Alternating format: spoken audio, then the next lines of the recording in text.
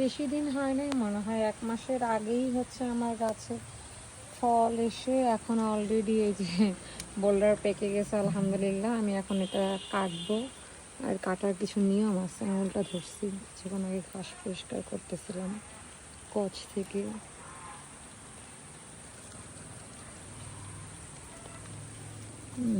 কিভাবে আমি নেই,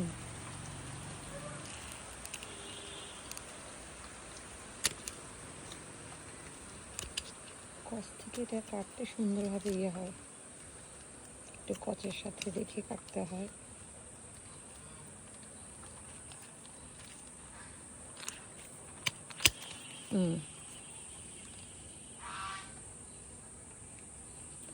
সো এটাও পেরে ফেলবো, কারণ আমি যদি এখন পেরে ফেলি সো এটা আবার পেকে যাবে সুন্দরভাবে। খুব সুন্দর ন্যাচারাল কালার আসছে। এটা আবার রাতে রেখে দিলে একবার যে গাছে যেমন আমাদের আম নেমে যায় তখন হচ্ছে যেরকমটা হয়।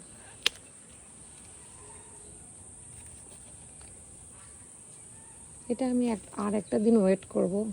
এটা গতকালকে সবুজ ছিল, এখন ছাদে আমি আবার পলিনেশনের জন্য আসছিলাম, রাতে এটা করতে ভুলে গেছি। এটা এই যে কালার, মানে আগামীকালকে সে পিঙ্কিশ কালার ধারণ করবে। ন্যাচারাল কালারের একটা গাছের ইয়ে যত সুন্দর হয় আসলে বলার বাহিরে। সো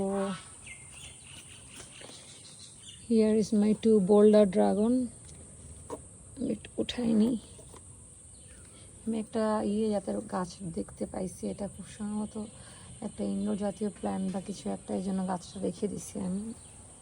এই যে আমার একদম কোনো কালারহীন, মানে কোনো টনিকহীন, একদম রিয়েল গাছ পাকা ড্রাগন।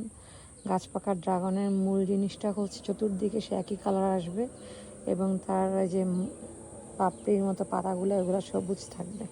এটাই হচ্ছে ড্রাগনের main originality. So anyway, I'm closing the videos.